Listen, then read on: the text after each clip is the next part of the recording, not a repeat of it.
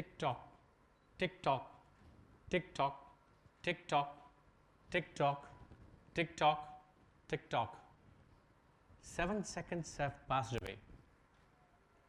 I want to emphasize on this. These 7 seconds will not come back again. These 7 seconds are so important that you will never find this time coming back again. It doesn't rewind back again. Those 7 seconds have gone. Now we are all going through that stages of that panic situations across the place because we are not able to maintain constraint and strategize our own time together. Now we have most important thing that we have gone through, the COVID in the month of March. It was a panic situation. Everybody thought the whole world has gone, boom. But what happened? We started learning, we started practicing the safe ways. Everybody are worried about their health. Everybody are taking care of things. Yes, other things have happened, but everybody, including my parents, my neighbors, the city, the states, the globe, the entire globe. Can you imagine 3 months, the whole cycle got stopped. Nothing is moving on in the place. The business stopped. Everything is there. Now today, you see, everything is coming back to line. We all started learning it. Time always teaches. Time always heals things that's across. So don't worry about the entire gamut of the things which has really happened over there. Same thing happened during demonetization time in 2016. I still remember the night at 8 o'clock when the Prime Minister of the country says we're going to stop our 500 and 1,000 rupees notes. All India was across the place. I got so many calls as if the whole world has stopped, like something is going to happen. There's a nuclear bomb in India. But what has happened? Everything is took over time. During the time, people realized that everything went back again. We're back on track. Similarly, in dot-com boom, which really happened, everything went into a mess. People said the business is going to stop right now. Nothing is going to move forward. The time has again come back. Time will definitely come back and teach you what you really can do across picture to you. But similarly, everything that actually, if you have got an operation done, it heals by itself. If somebody is fell down, the pain is there for a little time, but you heal it for himself. So there is a time for everything that's going to happen. Time, but it will not stop. You have gone through that situation. Now, I have been going around the place and trying to find out how to define time. What is the definition of time? How does you come across and say, this is the definition of time? So I've gone through a lot of history books. I've gone through Google search. I've got philosophical way. I have gone to the history. I started understanding how all these time. Because I still remember in Mahabharata serial, my samay hu, I am time. It always used to say that this is time. Time is actually speaking to you. Time will not come back. Everything has happened at those times. But how does you define this time? Time has got many definitions, but only one good definitions that I could able to find out was time will not come back again. It will not rewind. That is my entire study that I have done is the time moves around, times will not come back. You can call back your health. Suppose you got a bad health, you can regain back again, go back to the doctor, meet somebody, meet nutrition, meet somebody place, reduce your weight, come back. All things will come back to you, but time will not come back to you. So you are fat, you're overweight or something to you, do exercise, you can come back. Again, you can regain back again. Health can regain back. And you lost all your money, your wealth and everything to you. But again, your wealth, you can accumulate back again. You can work hard, focusedly, come back again in the business or whatever you failures you have done, you can regain back again and learning from your mistakes. But again, whatever you have done, it will not come back again. Now, these definitions of time, you need to understand this tick-tock wala, when the time moves, it doesn't come back again. So please do understand time is such a precious one which is there. I have now go back to a couple of stories of my own. I have gone through entire life what actually time meant by. I still remember during my initial days of my first job, I was actually a senior. By the time I became a little senior in the company, and I was a vice president level company, and I had to meet very important client and one of the missionary school education institution which is very, very important for all of us to go and meet that client. And I influenced that client to go and meet through political, through bureaucratic way, and use a lot of things, and I got an appointment at last to meet that gentleman, the senior person in the college and the institution there, educational institution, to go and meet there. That day I was prepared.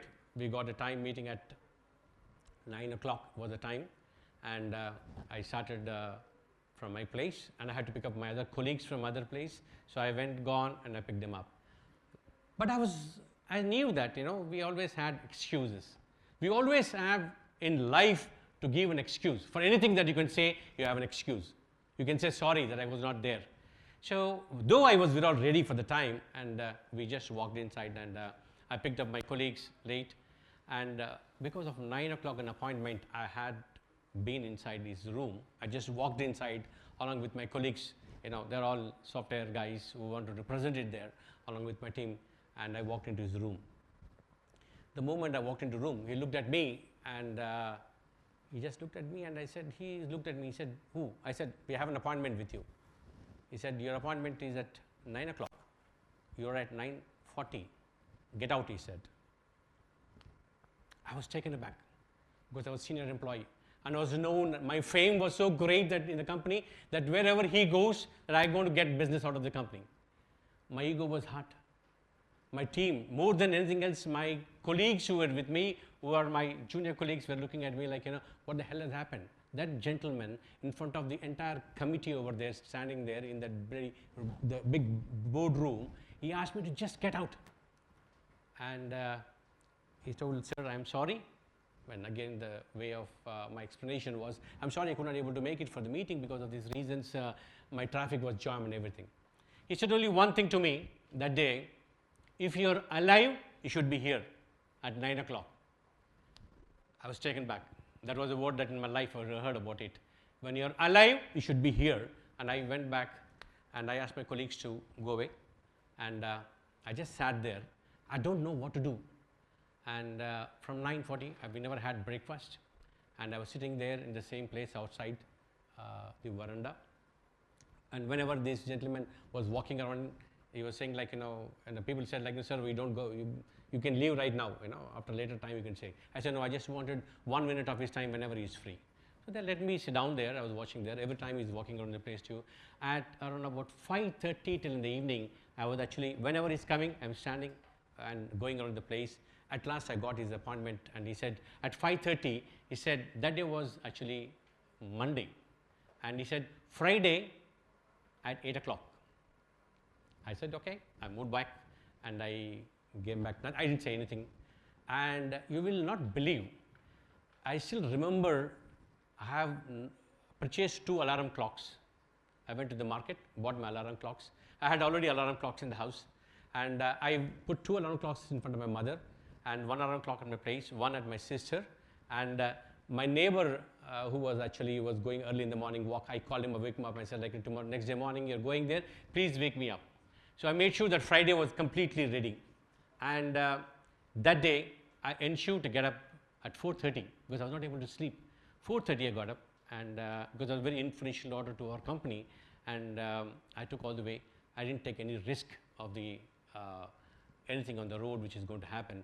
I was there exactly at 7:05, and 1 hour before, and gate was not open. I was still waiting there near the gate, and I walked inside. After the gate was open and went inside the place, I was waiting for him. He told me one that day, after meeting him, he said, yes, you come early. You're not disciplined man. You're not disciplined man because what will you teach to the next generation? What will you teach when you become a CEO of a company? What will you teach your father when you have kids, when you're not a disciplined man?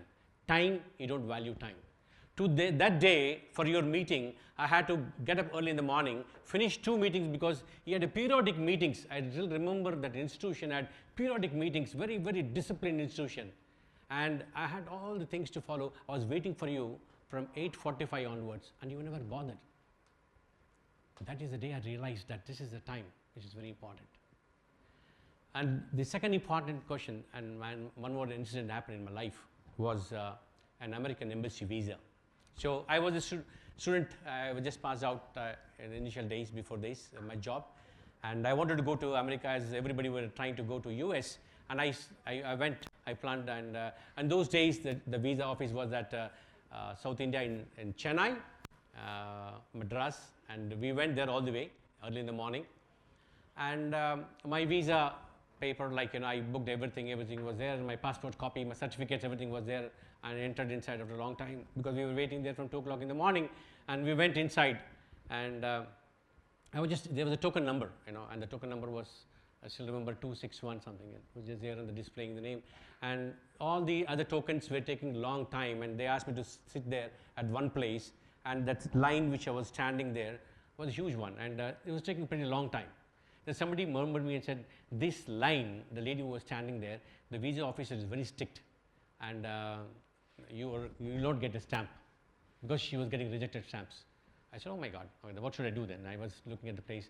So I was relaxing time, they were taking time. I said, okay, fine. I came out, I went to the washroom, and by the time I came out and to ease myself, I think I had taken a little more time by easing myself, and moved back.